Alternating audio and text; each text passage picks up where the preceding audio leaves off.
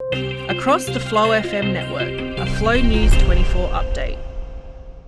And here at the Flow News desk, we take a look at the headlines, and Qantas takes a nosedive. Qantas Airways is arguably the worst failure of corporate governments since AMP. That's the view of Robert Gottliebsen, writing in The Australian. And he says it's in dire straits for mistrust since the ACCC has charged it for selling tickets for cancelled flights.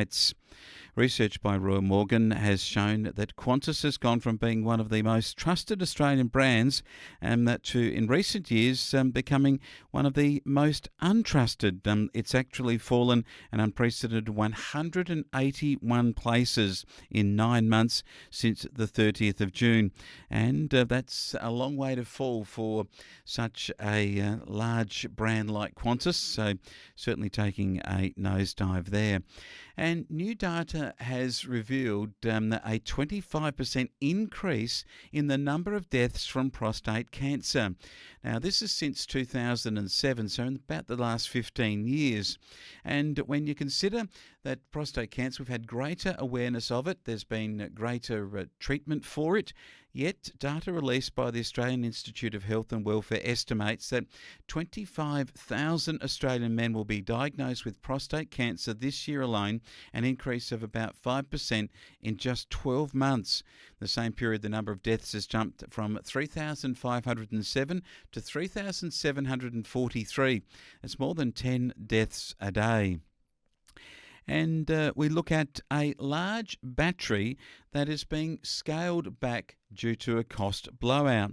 The Age reports that the Federal Energy Minister Chris Bowen has announced that the Marinus link venture, which was to put a battery link between Victoria and Tasmania, that due to the cost blowout, that it will have a reduction of a single 750 megawatt cable due to these blowouts. The joint venture, which the federal government, Tasmanian and Victorian governments had presided over, is estimated to cost $3 billion in 2017 for 750 megawatts. But now they're saying that they're going to deliver about 2/3 of the benefits through the cable system.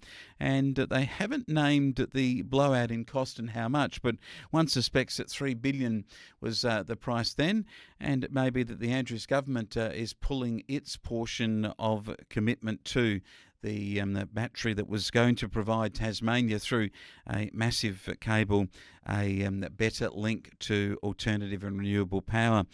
And we continue with the headlines, and this time we take a look at the dams on our farms, and they could hold a benefit for the reduction in carbon.